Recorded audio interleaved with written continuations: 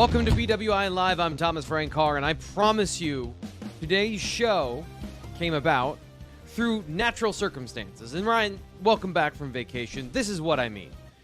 There's one topic that Penn State fans want to talk about more than anything else, and it's receivers. It's the current receivers on the team. It's Marcus Hagans and whether or not he's on the hot seat, and of course, receiver recruiting.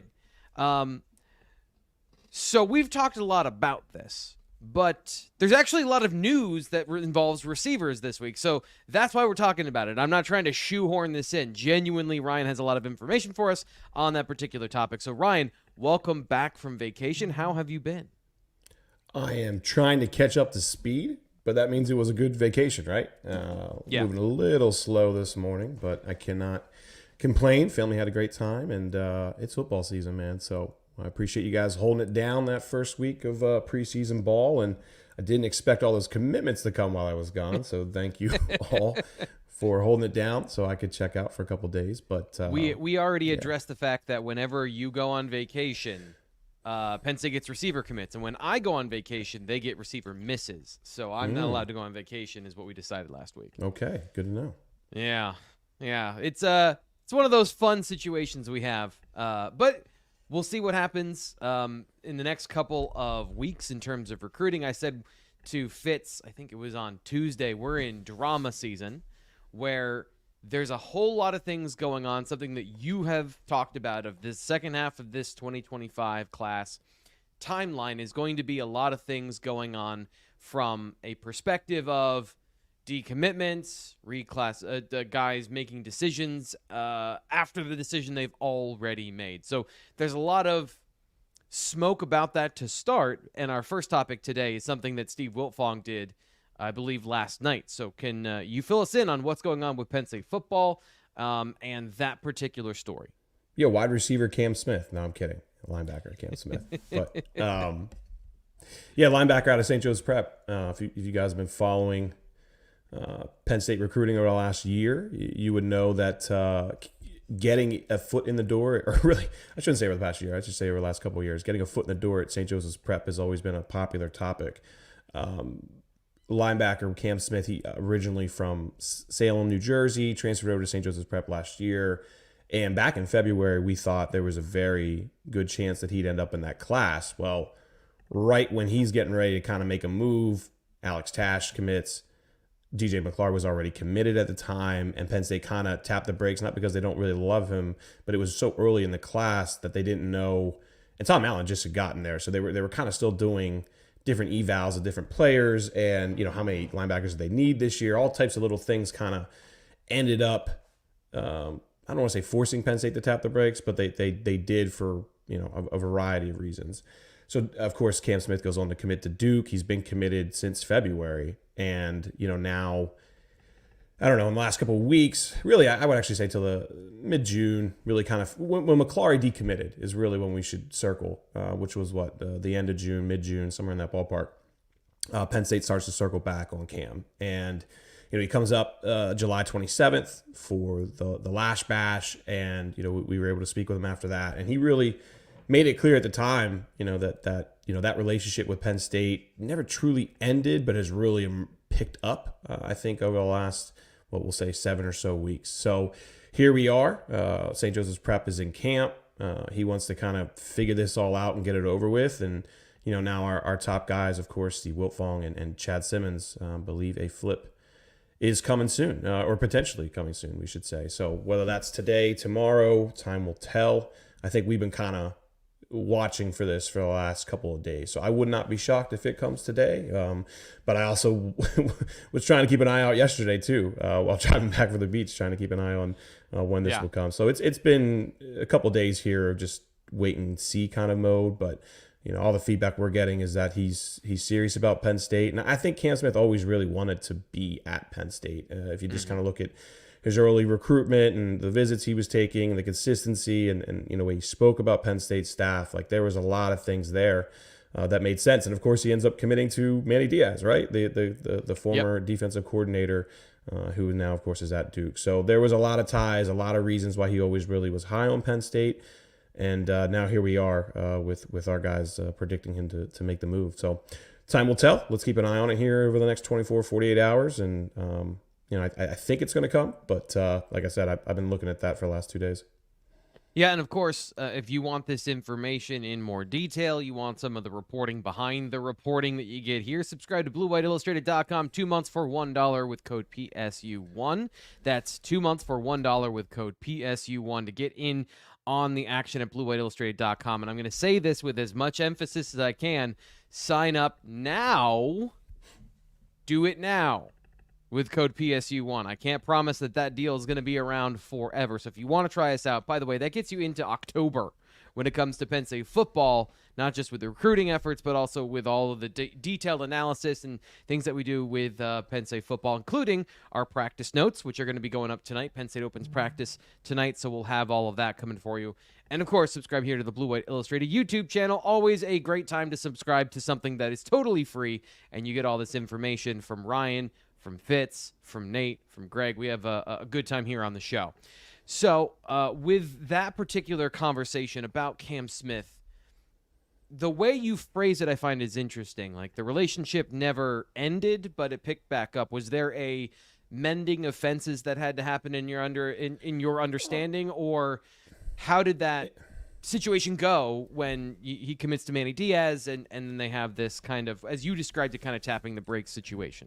I wouldn't, excuse me, mending offenses is kind of hard to say, right? Because, sources don't open up about that. Players don't really open up about that. I'm sure to some degree there has to be, right? When you want to, or from my understanding, he wanted to commit to Penn State, but Tash jumps on board. Like this all just kind of snowballed in like a 3-4 day span back in February. But again, this was a player who I think really wanted to be here. So, and Penn State knew that throughout.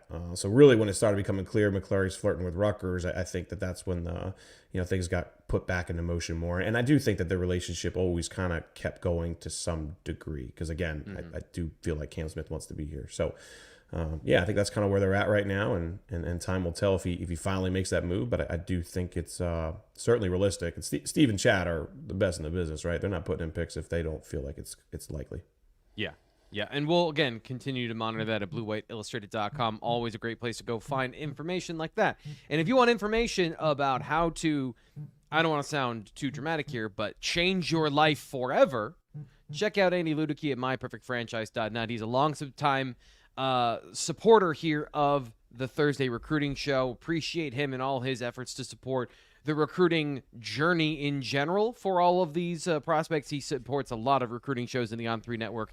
We're just one of them. But if you want to know more about how you can change your life from a real day-to-day process perspective, going into owning a franchise is not for everyone. In fact, that's part of what Andy does at MyPerfectFranchise.net is tell you, hey, this is good for you or this isn't good for you. He's not there just in an assembly line of putting people in businesses, taking a cut, and leaving. He's going to tell you, here's how you succeed. Here are the guideposts. Here are the landmarks. Here are the things you need to know because he's done this for over a decade or almost a decade.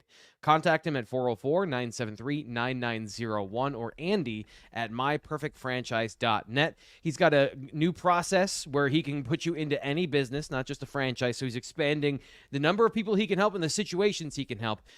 For all of that information, you should definitely ask him and talk to him about that. We get a call about every 6 months to talk about these things. And here's the thing. It's to get us more things to talk about here, Ryan, when we're telling you about My Perfect Franchise.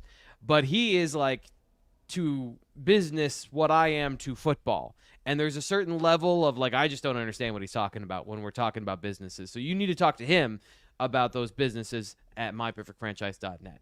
Ryan, receivers, big topic for the Nittany Lions recruiting. 2026 already has some great prospects. 2025, they just got Koby Howard recently. But I want to start here with Jerome Myles, Utah prospect at wide receiver. He's a player that has emerged here late in the process that a lot of teams are interested in. So tell me about Jerome Myles and his connection with Penn State. Yeah, Myles was talking to Penn State back in the spring, and he kind of rushed. I don't want to say rushed a commitment. He did take a visit to Ole Miss and committed pretty quickly, though, and just I think it was mid-June or so, has since backed out of that. So really, his decommitment happened around the same time as like Cyrus and Otten and some of those other guys going elsewhere, and Penn State immediately got into the mix. They didn't offer until, I don't know, it was about 3 weeks ago. I want to say right around July 20th, I want to say is when they actually offered. But from what my understanding was, behind that was really they were trying to get a better feel for him on how interested he would be in visiting. And then that's kind of why it dragged out a couple weeks of communication behind the scenes, but not necessarily an offer that fans and everybody would point to. But that has now absolutely come. And I think Penn State is in the position to probably get him for an official visit this season, or at least as of right now. Now, with that said, he put out a top 10 yesterday. The schools are excellent. Auburn, Georgia, LSU, Miami, Michigan, Ohio State, Texas A&M, Utah, and USC. I mean, outside of Utah, all of those schools are incredibly aggressive from an NIL perspective. And obviously a handful of those schools really recruit wide receivers very well, very strongly. So I'll be curious to see how things fluctuate a bit. But, he has told On 3 that LSU and Penn State are at least two of the schools that he has circled to take visits to this season. And, that's all you can really do right now with Penn State is try and get him on campus as soon as possible. Of course, right now is a dead period, so that's not possible at the moment. But it will be here in September and October, and I think they're trying to still kind of work out when they can make that visit work. He's already taken a handful of official visits, but again, remember there was a rule change that prospects can take as many OVs as they want. So that won't be any kind of issue for Penn State moving forward. And I do think it's realistic. It's just really kind of more going to come down to his schedule with him being all the way out in Utah, as well as, Penn State trying to coordinate the best game that they can get him on campus for. So a lot of really good schools in the mix. But man, this is a really good athlete, freaky numbers. He was part of Charles's freak list not that long ago, run like a 4.5, had a 4.29 shuttle and a broad jump well over 9 feet. So that was really that's positive. Obviously he may be the best freaky athlete kind of player still kind of out there, or at least at the wide receiver position. He seems like a guy at that receiver position. I'm not saying like the best of the rest makes it sound like he's a consolation prize, but this is a guy who clearly emerged as a top talent late in the process. So he's going to be in that same category, Ryan, right? You mentioned all the schools that are involved. They're all schools that are serious about receiver recruiting, or serious about NIL. And so it seems like this is one of those situations where he's going to demand a lot of attention. I do want to take one issue with you, though, of saying that trip from Utah. I've done that plenty of times. Chicago's not that bad.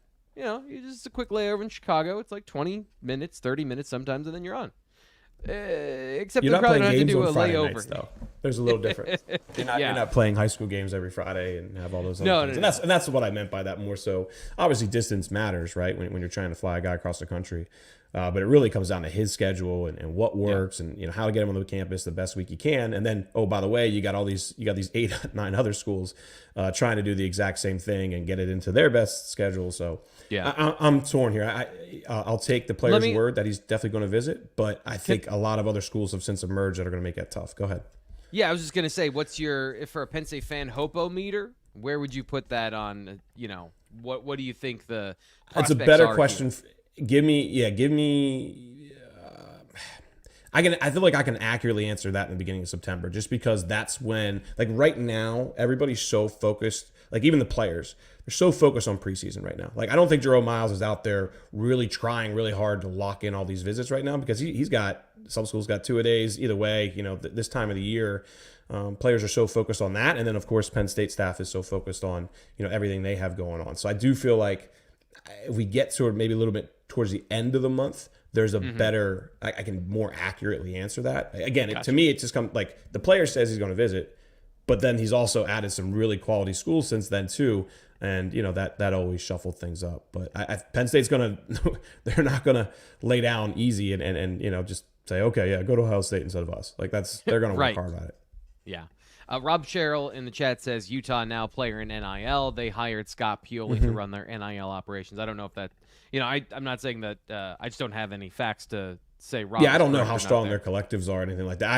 I do know the other schools there mentioned are incredibly strong. I don't follow Utah recruiting all that much, but I know Auburn recruiting is I don't think incredibly anybody aggressive. does.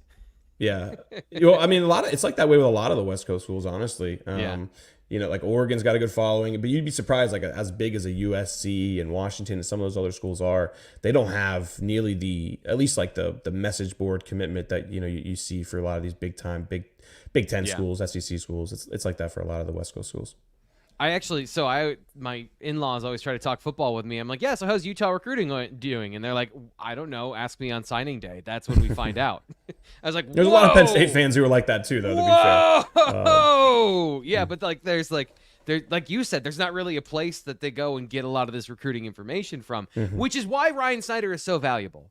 Like, I just want to stop and say that. Thanks, like, the job you do and the job Fitz does, to get all this information, not every university has a dedicated staff of people to go and get that information. So just wanted to publicly appreciate the job you do. Speaking of Koby Howard, what do you know about that? I know you talked to Charles Power. Where do you want to start the conversation about Koby Howard? Because I know you have your thoughts, and of course, what you said, what you learned from Charles. So yeah, how did you take in this stuff? I think it's a fine pickup for Penn State. He's not. So they really wanted like a burner, right? Like a Lex Cyrus kind of slot guy. I felt like that was when you add in Lyric, Samuel, obviously you have Jeff Exner, who I have always looked at Exner as like a really solid possession guy who can rack up some big numbers, but he's not going to be that home run threat. And I think that they still kind of would love to add a top slot player, like a Lex Cyrus or Romero Eason. We'll see where things go. Koby Howard to me is more of that kind of possession guy. Doesn't really have the explosive numbers that I look at for Jeff Exner, but like he's incredibly consistent. He's been incredibly consistent for 2+ years now. He had 1,600 all-purpose yards last year. Now he's moved over to Chaminade Madonna, by the way, which he's going to have a big step up in competition. I think this was he at Western last year? Yeah, I believe that's the school he was at last year. But anyway, so we'll learn a lot about Koby Howard here this fall. But the fact that he's at a school like Chaminade now, which those prominent schools down there, I'm not going to say they recruit, but they kind of recruit. The fact that they want a guy like him on their team, I think speaks very highly of what people down there see from him. For Penn State, they always really liked the relationship and what they see on film. It was always, to me, or at least from my understanding, was really trying to lock down athletic numbers. And give all the credit to Koby, man. He came back up, took an official visit in June, came back up July 27th and camped when not everybody would do that in the position he is. I mean, he likely could have ended up at Ole Miss. I was kind of torn on whether Ole Miss was pushing hard. Like Ole Miss and Penn State felt like they were in the same boat, right? Like they really liked the player, but they needed to learn a little bit more. Right. Penn State was able to get him on campus for camp, and I think that's what really got it over the line. Yeah, and I just want to say, I'm trying to coin the term fast enough, because we do focus on speed and we do focus on these testing metrics. He falls in the zone of, this is a good receiver from those metrics. But as you mentioned, if you're looking specifically for a type of receiver in this class, and I always said, you don't want to have too homogenous of a class of guys that all kind of do the same thing.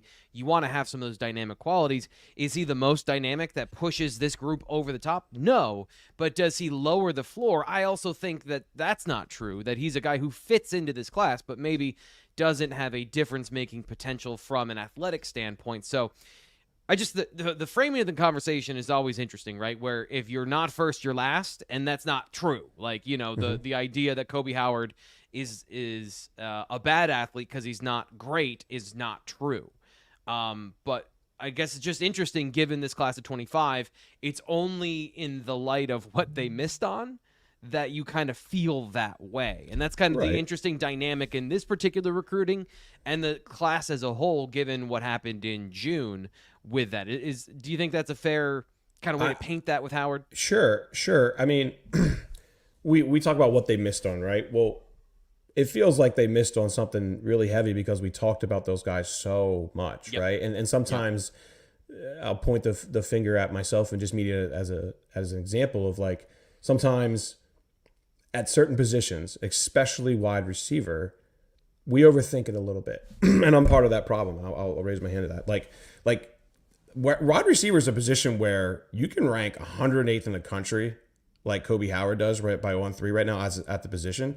And he may he may turn out to be a really damn good player because it is such a wide net at wide receiver. Now, like when you're missing out on elite offensive linemen, elite defensive linemen, obviously elite quarterbacks, like those are the positions where I feel like personally fans should put more emphasis in or care about a little bit more than wide receiver. And I understand right now wide receiver is a position that Penn State needs to improve on. But it's also one of those positions that are just so incredibly deep nationally. I mean, legitimately, there's going to be a guy who ranks lower than Koby Howard right now in our rankings and is going to go on to be a top 10, kind of wide receiver in college football in a handful of years from now. And we see it every year. It's such a deep position. It makes it really hard to really rate guys. I mean, and there's a bunch of different ways to win, right? So I've heard this description of if you're an offensive lineman who is great in pass protection, but you're not a great run blocker, you're just 50% of a good offensive lineman. If you're a great receiver at beating press, and that is a unique skill for you, and you can get open against zone and make some plays down the field, you're valuable. But there are certain positions you have to be complete, and receiver is not necessarily one of them. I guess the part I would say is you do need a couple of complete receivers to go up into win in any situation. But that's the kind of the conversation about this class. If they've got a Lex Cyrus and a Jeff Exeter, I'm sorry, they have a Lyric Samuel. Lyric Samuel. They've merged in my head for some reason. They have a Lyric Samuel who has the potential to be that, and they have a Jeff Exeter who's physically able to do those things. So it's not like they don't have Koby guys Howard on the roster. Too. Right. I think Koby Howard's going to show that physically he came up and tested very well. I'm not going to put all the numbers out there to be respectful of the people who share that stuff with us, but there were no questions after he came up and camped that Penn State would take him. It dragged out. Sure. He was talking about this going all the way to the end of August because he wanted to commit on ESPN and all that. That was his decision to not commit right away, which actually surprised me. I thought he was going to commit right away. And that was his decision to take it home, think about it, see where things go. And it really only lasted, an extra week or so until he made that move. But this was a player who absolutely could have committed right on the spot after he tested for them. And, at the end of the day, you got to trust their evaluations. You're not going to hit on all these guys, but, if they're able to get the numbers they want to see and they feel out the player and his family and everything. How many examples have there been over the years where Penn State's really strong in that category? Sure, there were some misses under Taylor Stubblefield. They're fixing that right now. They're doing their best. And, Koby Howard could go on to be better than Lyric Samuel. It wouldn't shock me just because of what the position is and how much of a dice roll it is, really is at this position so often. But Penn State feels good about where they're at. And like I said, I'll circle back to O-line, D-line, QB. Those are the spots where I feel like fans should really, if you're missing out on a bunch of those top guys, that's to me always been a little bit more important, than receiver just because of how deep it is. So let's keep talking about receiver. Lavar Keys also committed last week. I wanted to get your thoughts on him. Really shifty player. That's what stands out. I haven't watched Lavar. So really my first experience with Lavar was at the Under Armour camp in May. I knew who he was, but I didn't really watch him all that much up close. He didn't help a Penn State offer, right? There's Penn State offered 300 guys in this last class. So there's only just so many guys you can really focus on and watch and all that stuff. But comes up to Penn State and just absolutely crushes it. I really thought his workout was incredibly strong. 5'10", 165, no doubt. He's got to get bigger, but this is a slot guy that I think Penn State can do a lot with. He ran incredibly well. Under Armour, I think he ran like a 4.45, electronically timed 4.45, guys. Yeah. That's really good, and that's the kind of stuff you want to see. He can really leap too. Strong hands for a player his size too. You usually see those guys like the Lyric Samuel types, massive, bigger hands. Just that they're better at that. He's not small. So that's the thing. You look at his frame and he is short, but he has good length for his position. He's got good hand size. So I think those are the metrics you look for if a guy lacks that length from an obvious visual perspective. He does have those traits where maybe he isn't just a slot only, but he's also a guy you would peg as a really good slot prospect. For sure. And 2 years to go of high school. Let's remember, we're talking about Koby Howard. He's got 1 year left. Lavar's got 2. So there's no reason that he can't add, some really good weight over the next 2 years and come up to Penn State, maybe being 5'11", 185. And all of a sudden, depending on how he puts on that weight and how he looks, and of course, if he can keep his speed, which I don't think that's going to be a problem with Lavar Keys. Speed-wise, really, that is without a doubt his biggest strength, and just incredibly shifty too. You don't really see it on this fly route here, but some of his slants and stuff like that over the middle, he's able to get open pretty quickly and really separate as well, which is what you want to see. So I think it's a fine early take for Penn State. Him and Jasir Rogers, I mean, my God, the speed that those two bring to start your class off with those two, I think is really strong. Look at rankings and stuff like that. Like, don't overthink it with 2026 guys right now. I mean, we have Keys as like a mid-range 3-star. He's going to really show this year at DeMatha because he's going to get some really strong matchups playing against the Gonzagas and the St. John's and those kind of top programs. So we're going to learn a lot about him. Go ahead. Yeah, he's in a conference with awareness. A lot of times when you've got situations of somebody who maybe is off the radar, they're not going up against teams that you're watching the film each week to start off with. And this is what Fitz and I talked about with him and being at DeMatha. Do you think that there's an importance to reestablish that relationship? I know we talk about some of the Philly schools, but DeMatha has produced some good football players over the years, and it's been a minute since they got somebody from there. Do you think that's helpful, or do you think that's just a coincidence? I don't think there's ever been an issue with DeMatha. I mean, like Good Counsel, St. John's, St. Francis, St. Joe's, like there are a handful of schools where it's like, this doesn't add up. Like they should be getting a couple guys here and there. I don't really think that's ever been too much. Yeah, they've missed on some guys at DeMatha over the years, but I don't think that's anything behind the scenes other than just individual players making individual decisions. That's all that really is. So DeMatha Penn State relationship will always be pretty strong. Bill McGregor has great relationships with everybody on their staff, and they got a bunch of really quality assistant coaches who are very involved in the recruiting world as well. So they'll be just fine there. But I do really like Lavar Keys. Like he's a guy who really grew on me. He stood out to me at Under Armour. But there's so much else 2025 wise going on that day that I can't sit here and pretend I watched him incredibly closely. Well, the clips I did watch and the different moves he was able to make grabbed my eyes. But he didn't hold an offer at the time, so I'm just focusing on so many other guys. But coming up, the whiteout camp last or 2 Saturdays ago would be now. Man, it was such a smaller camp too, so you're really able to watch guys much more closely. And I was really impressed with his like over the middle kind of routes, like the way he's able to get out of his breaks and stuff. He's got to get better. Don't get me wrong. I mean, there's a lot of things he can still improve on as a route runner, but the ingredients are there to be a really good player, and that's why for Penn State, it's easy to take a guy like this early on and see how he matures over the next year or so.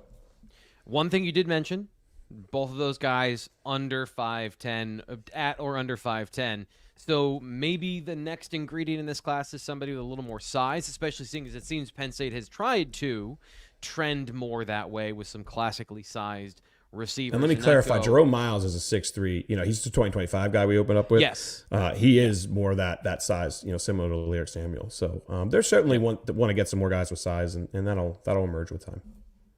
Including the next one we're going to talk about here, which is Quay Guilford. I know you had a chance to speak we with just him. Call him Quay. Quay? Perfect. That's what he goes by. Yeah. Tell us about him, and thank you for starting with that because you already began to tell us a little bit about him going by Quay. So tell us about Quay and his relationship with Penn State and what he brings to the table.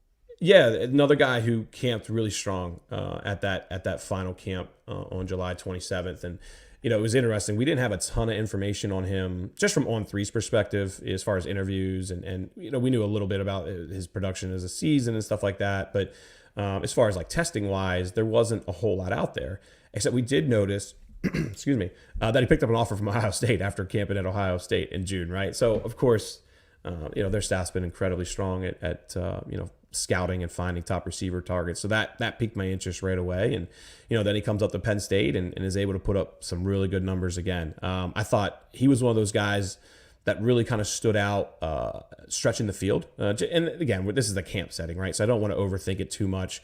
But he was able to go up against some quality defensive backs in that camp setting. And, I was impressed with just his ability to go up, get the ball, make plays, all those kind of things. So time will tell where this all goes. He's just now really starting to pick up offers.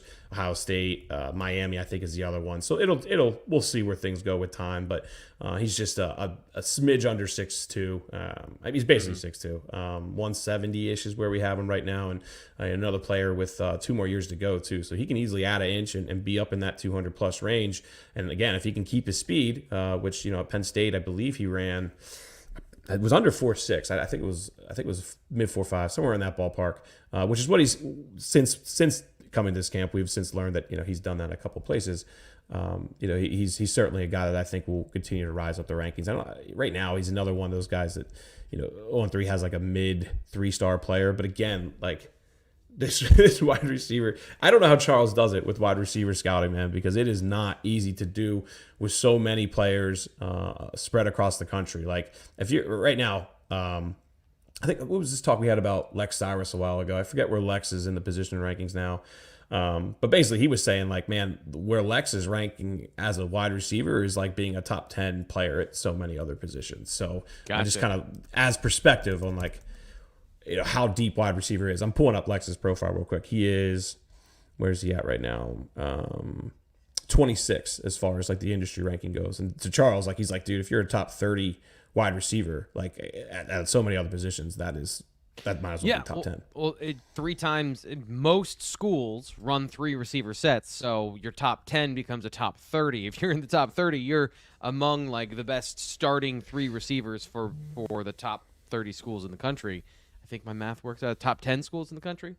Anyway, I won't try to do math here live again. One of the things I noticed, I don't want to put this up here again, about, that's not what I wanted. Here we go. Anyway, we'll go through this way. Quay Guilford. The thing I really like about him, watching him, and just really off the cuff watching the film for the first time this morning, 6'2", but the way he gets off the line, he's got great starts. Like, he's a guy who explodes out of the line of scrimmage and has a lot of flexibility in his body for somebody who's taller, and that 40 time. So one of the things I find interesting is like guys who are big but aren't muscled to the level that they will be eventually. Those guys are moving around literally more bone. They are larger people. So the explosiveness can come later on once they physically develop. Antonio Branch is a guy that I think of in the same way, who's like 6'2", 170. You watch the way he moves, and it's very poppy, but it's not that level of explosiveness that you are thinking when he starts to move. But that's just the like when you develop physically and you put on that weight to move your body around better, that's the growth perspective of a guy like this, who I think if Ohio State's offering him and you kind of got those earmarkers on film, this is a guy who could explode, as you mentioned, from an athletic perspective. And the way he moves on film, some of those traits, I think, are a great sign for that. Any other thoughts on Guilford, or do you want to move on to our final topic for today? No, that's pretty much it. I mean, the one thing I will say before moving on, like there was a question earlier, Brad left it, of the 4 receiver misses, who do you think is maybe realistic as a flip? I mean, what I would say is Otten is just incredibly quiet. Like he is, it would not shock me at all if some random day in November, this random flip happens with a Matthew Otten in the world, just because like there is really nobody out there for our company or 24/7, anybody that I have relationships with at, the 24/7 rivals, wherever it may be, that feels like they have a great understanding for Otten. So that just makes him a total wild card. Who knows what will happen? I would lean towards Lex Cyrus still being that guy, just because as you get further down the road and you got to put pen to paper, some guys start to think about things a little bit more. Do I definitely want to go down south? I can stay closer to home, be here. So I would still lean towards Lex. And I know also, like there are some other guys like Taz Williams going to Baylor, right? Like that was from what I understand, an NIL infusion that just kind of made it too good for him and his family to pass up, from what I understand. Like that wasn't the case with Lex Cyrus. Did South Carolina offer more, from what I understand? Yes. Was it substantially more than Penn State? I don't believe so. So let's see where things go there down the road. And Penn State's going to definitely keep recruiting Lex Cyrus. They do not want to let talented players from Harrisburg get out of the state, and especially to go down south against South Carolina. Like they want to be always. It'd be one thing if he's going against a Georgia or Auburn and he's getting stupid money NIL wise, but like that was one that like they were right there, and I wouldn't be shocked at all if they're able to circle back on that. So don't really see it with Taz. I mean, who else are we missing? He was even 4. There's more like 8 guys I feel like that we could talk about, but yeah. Either way, I mean, Lex would be my pick. If I can't think of somebody who would be above Lex, Quincy Porter might have been the other one. He's going to Ohio State. Right. He's going to Ohio State. That ain't happening. I just everything that Ohio State's been able to do, add in NIL and all that stuff. Like there's multiple things stacked against Penn State there. I don't think there's multiple things stacked against Penn State with Otten. I just don't know much about Otten, and I won't pretend that I do. Lex, I do know a decent amount about, and that's another one that you could circle that, and it wouldn't shock me if there was a flip. But as of right now, Penn State's going to keep recruiting Jerome Myles and try to find other guys for that receiver position who maybe we're not even talking about right now. Yeah, and that's kind of the last question I have is I'm going to ask you the same thing I asked you about Myles, but generally for the receiver position. What's your optimism meter for Penn State being able to rally on the second half of this? You say we're watching all these things. It's just hard to say, man. These things. Yeah, it's just so hard to say. I look at the vast majority. Okay, Cam Smith, right? We think he's going to flip to Penn State. If you would have asked me this question on July 15th, if you think Penn State's going to flip a linebacker, I'd been like, probably not. Because I didn't. Cam wasn't really opening up about his interest or his contact with Penn State. There was nothing out there that was pointing in that direction. And from Penn State's perspective, from a source perspective, and people we talk to, it's not something you want to always promote when you're trying to flip a guy, because you don't want that other school to know that, right? I mean, I'm sure to some degree, Manny Diaz and his staff knew that they were talking to Cam, so maybe Cam's not the best example of that. But there are a lot of other examples where those guys emerge maybe a week or two before something maybe potentially happens, and that's everybody tries to keep it on the low, because again, I mean, when you're trying to poach a guy, the last thing you want is me going on YouTube saying, "Hey, they're trying to poach this guy," and then all these other schools rally behind that. Wasn't there a player that happened last year? There was a surprise, Tysier Denmark. Yeah, Tysier Denmark a couple last cycle. We had the same conversation. Suddenly he pops up on campus, and suddenly he commits, and it never happened suddenly. Yeah, I mean, with Tysier is a little bit different, just because one, it was Oregon way out there. They had recruited really well at wide receiver, so there were a couple things where it felt like, I'm not gonna say I'm not saying they would have still taken him from what I understand, but it was easier for them to accept that because of who they were also still involved in, other positions of need. Right. It's no secret that Tysier had to get his grades up as well, which he was able to do, but that's why he got on campus pretty much later than everybody else. So there were a couple things there that made that transition, that switch easier. For a guy like Lex or Otten, none of these guys, there's no information out there that would make me think that gotcha. There's something in Penn State's favor as far as academically or whatever it may be. All right, so the last thing that we have here on the rundown, but of course, if you got any questions, throw them in the chat. Ryan is always monitoring the chat. Yeah, I see Elias Koch in there. We can hit on that real quick, just because. Okay, I mean, I think Elias. Look, I think Elias. Ryan, go ahead. Just let me set it up for the podcast audience quickly. John Carter in the chat says, "How about Elias Koch from Harrisburg?" He's great. I know that you are very familiar with Harrisburg and their team and the teams in that area, so you obviously are very familiar with Elias Koch. What's your thought of the situation? I think if Elias Koch can prove that he's improving his speed, he's absolutely a wide receiver at the next level. He's absolutely a Division I player at the next level. I think Penn State was going to pursue him. The conversations I've always had is just, is he absolutely a wide receiver at the next level? And everything he's shown on the field stands out. But when you get to that next level, you gotta be able to prove, that your speed, your burst, all those little things are on a different level. And just, I don't think Elias has really done too many camps and different things that have proven that. So this is a massive season for him. I know Penn State would love to get him on campus to camp and all those things. And I don't believe, he's camped before, but I don't believe he's tested. Let me clarify that. That's interesting. So yeah, a lot of guys do that. I mean, I don't know. It's like James Franklin always gives his speech before camps, right? About stressing why it's important to camp. And even if you don't put up the numbers you like, well, now you know exactly where you stand and you can improve on that. If you show us you're improving on that, well, and in some ways that moves you up our board a little bit higher, because we think that, oh, hey, there's still a lot of growth with this player. So it goes both ways. Thomas. Right. Yeah, Broswell Thomas is a perfect example of that, where he was a guy where there was like, man, we like what we see here in different ways. But man, if he could just get his 40 down another 2/10, or, show us that broad jump that he showed back in June, well, boom, now things change so much. So I think Elias Koch he can absolutely play wide receiver at the next level. And some schools will probably take him as a wide receiver. But I think for Penn State's perspective, that's really what they would love to see. They'd love to see a little bit more, outright speed, or show a little bit more from a burst perspective. And look, Penn State's a heavy analytical program. I mean, Andy Frank kind of runs, the I don't want to say, he basically runs the entire recruiting program, but he's always been a big numbers guy, and that's something that Penn State is very heavy on. He's a Princeton grad, man. Like the guy's on a different level from my perspective when it comes to intelligence. So trust what he does.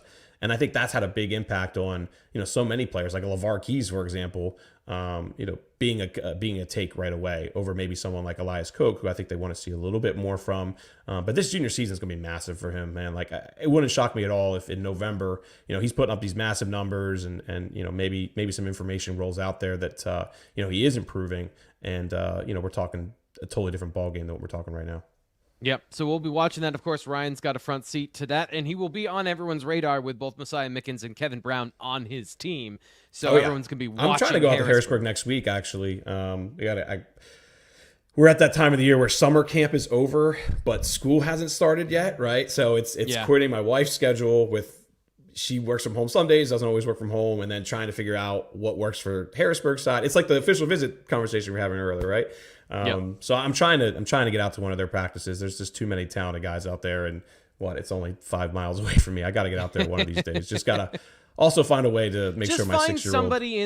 Find somebody in the crowd to babysit your kids. Everyone knows you in Harrisburg. Everyone loves you. You're a superstar. So they're starting to get to know my kids more too, and they're like, watch my kids. Well, I have my own kids. I don't need another tornado going through my house for 3 hours. But we'll figure it out. I'm definitely going to get out there at some point in the next week or two. I'd love to get there next Monday, Tuesday, Wednesday if I can, but we'll figure out our schedule here soon. All I know is my favorite thing to do is play under the bleachers as a kid, so they'll be fine. Like, it's just like a giant playpen full of rocks and sharp objects. It'll be totally fine. I've done that before when he's smaller. It's a little easier, which I know sounds maybe stupid, but when they're 6-year-olds, it's a little different. I don't want them to get a little more mobile. They move at 4 too, but it's a little easier to keep them, either hold them or whatever the heck it may be. But anyway, next subject. Let's go. Yeah, Nick Abrams, McDonough. We've got another McDonough offer. I was super impressed with some of the metrics we got here for a sophomore. So I know this is somebody who you wrote about and has been on your radar. So tell us about Nick Abrams. Yeah, Penn State has done this consistently with McDonough, right? I mean, let's go back to Brandon Finney. Let's go back to them offering Jeff Exenor before he emerged. Nittany was a little bit of a different situation. Nittany's size and all that stuff when he was young, it was pretty clear he was going to be an elite player. But my point with that is just, we know Kenny Sanders' ties to McDonough. We know Hakeem Soley, their head coach. He played under James Franklin at Maryland back in the day. Like the ties are always incredibly strong, and that's why Penn State's had so much success there. And because of those ties, and because of how closely they watch this program. The feedback I've gotten is that they do believe Nick Abrams could be that next guy to really emerge. I mean, Penn State's the first school to offer him. Right now, we have him at is he just 6 foot? He's just over 6 feet. Yeah, just over 6 feet. So if he's got to certainly keep growing. We have him at basically 6'1.5", 205. Yeah. Like there certainly needs to put on some weight, but he's another 2026 guy who can absolutely come out and show that here this season and into next season. So test is really strong, and again, it comes back to that trust in that whole entire McDonough program. When they're nudging Penn State and saying, "Hey guys, we think this is somebody you got to be serious about," they're going to take that seriously, and I think Nick Abrams is really kind of emerging as that guy. There's some special qualities here because you mentioned 6 foot, but he is big for a sophomore. There's no way around the fact that you look at him. And again, I'm just going to harp on this. Like the length you can see on film, that's odd for somebody who's 6 feet tall. So when you look at the composite of his size and his growth potential, plus his speed that he's got right now, this is a Penn State linebacker. It doesn't matter if it's McDonough. Like there's some. I do think that there's some parallels here with a guy like Cam Smith, but obviously being a sophomore, the growth potential and development that we're talking about here, if they're kind of in the same place, that says something about Nick Abrams from a development standpoint that could make him kind of the next one of those McDonough guys that is not only a good fit for Penn State, but also we could be talking about on a larger scale in the Brandon Finney discussion of somebody maybe who isn't a top 10 player. It's hard to be a top 100 player at line or a top 25 player linebacker like a Nittany and a Sutton, but somebody who can be in that conversation if this is a top 100 player based on his physical skills, which are already in that area. Talk to us in November. Like November, we will know. Yeah. We will have that answer by this is one of those offers right now where it's like, all right, we got all these boxes checked, right? You got 10 of them, 6, 7, 8 of them are checked. The last 2 are the big 2, though. And it's like, do you take that big next step that everybody around you thinks you're going to take? And then also, growth and all those things physically that you got to see. Because if he stays the size he is right now, I think that'd make it a little bit tougher. But Penn State sees a sophomore or rising junior that they expect to add size and grow. And, from a reach perspective and hand perspective, like those things that Penn State looks at for growth potential, all those numbers check out. So let's see with Nick. Awesome kid, by the way. Was really maybe one of my favorite kids I got to really talk to and get to know after that July 27th camp, because like incredibly classy individual, which I feel like it's just, we could just record a minute clip of me talking about McDonough kids and just play it over and over and over again, because it's all the same. I mean, they fit Penn State so incredibly well. So Nick's one of those guys. Last year I think he had about 36 tackles, but playing behind quite a few upperclassmen as well, right? So I don't want to look at numbers and fans will think like, oh, why didn't you have double that? Like, this is a guy who should really break out onto the scene this year, and this is his year to show the world. And if he's able to do it the way Penn State thinks he is, I have no doubt that that one offer he has right now will turn into a dozen pretty quickly. And I do hope that he is a serious contender. I'm not rooting for him to commit to Penn State. All I'm saying is McDonough's film is on YouTube. Like, I can find his high school games. So that makes my job so much easier. So, that's the part I always root for is, hey, does this commit have film? I've been looking for Antonio Branch, Booker T. Washington highlights, for full game film. It's obviously out there. But for somebody who doesn't have the inner circle access, who's trying to find these full game footage, it is like I have been to every corner of the internet and I just can't find it. But that's always for BlueWhiteIllustrated.com and for our Sunday film sessions, which we're doing once a week now, heading into the football season, breaking down film, things like that. What's coming up from you at BlueWhiteIllustrated.com this week, Ryan? Well, let's keep an eye on Cam Smith, right? That's kind of the big thing here over the next 48 hours, it feels like. Maybe today, maybe tomorrow. Again, I would have said the same thing on Tuesday too, though. So let's see where things go here. Keeping an eye on him closely. And again, it's the dead period right now, so a lot of focus will shift to preseason. Certainly going to try and get out to some practice here, like I said earlier in the week, and also circling back on so much happened while I was gone last week. So trying to catch up with different coaches or catch up with Charles Power, do some player evals, stuff like that. So we got a couple weeks here until we start building visitor lists, and especially with the first game being away. By the end of August, we'll start getting into that. Go ahead. Okay, perfect. I was just going to ask you about that of like the first game's away, and then Bowling Green, Kent State, and then like really the first home game of that might draw some juices, September 28th at Illinois. Good, bad, and different in terms of how the schedule is stacked? A lot of talk that Illinois game could be at night. I think Brett McMurphy put that out there. So whenever you can have a night game in early September or late September, so weather's usually decent, like I think that will certainly attract players.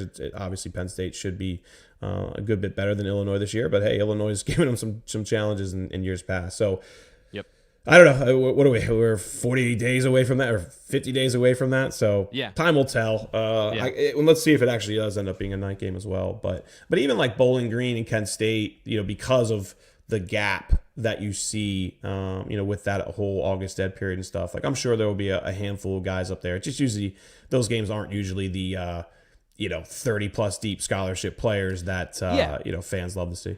And that was kind of my question. You just kind of jogged my memory about the schedule generally, and like it from with the August dead period, and then the schedule being what it is, that kind of 2-month gap. Is that anything? It's about to be a 3-month gap that people think about in terms of like getting guys on campus and top prospects getting to see the team? Because October 5th UCLA, like we're into October at that point before you're getting some of your top prospects interested in good games coming to campus. Yeah, absolutely. I mean, Penn State would love to get guys up, but they're also always wary of like, okay, guys can only travel so much. So many guys play on Saturdays. Like, okay, if we're picking our spots here, we're trying to wait. Like right now, if they're working on guys, which the recruiting staff is working on guys a little bit, but again, I like I mentioned earlier in the show, so many of these players just started practice last week. Like they're kind of just putting recruiting to the side for a little bit, which is what they should be doing.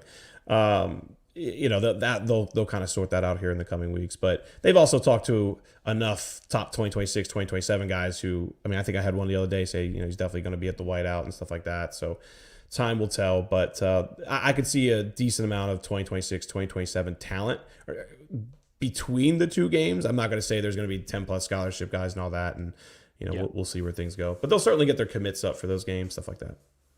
If you want more information, it's something we've started over at BlueWhiteIllustrated.com that I've enjoyed and might happen around that blue-white game, is our premium podcast. We are trying to do something new over at BlueWhiteIllustrated.com, which is, for our subscribers, have the conversation behind this conversation. Ryan and Fitz do a great job of giving you the information without giving you all the things. And there are certain parts of the analysis that do have to kind of be tiptoed around. We can do that a little bit less with our premium podcast. The first one came up before Ryan went on vacation. It was incredibly well received over at BlueWhiteIllustrated.com. So check that out and make sure you subscribe for the next iteration of that, because we're going to be doing that throughout the season. Doesn't have to be just recruiting. We're going to be talking about all the different things on that particular platform. But just so you know, there is more here to the BWI Live podcast and show when you want to get more of that detailed information, especially on recruiting. So, Ryan, thank you for all your hard work. Welcome back. I'm relieved that you're back so we can have these conversations and you're not at the beach with your family. How selfish of you, man. I mean, I will be here for a month. I think maybe Bowling Green week. I have something coming up that Thursday. But my point is, it's football season, so get used to me if you don't like me. Fans. We'll be back with whatever breaking news may happen over the next couple of days. And, of course, practice tonight. I'm drawing this out. We'll talk to you then.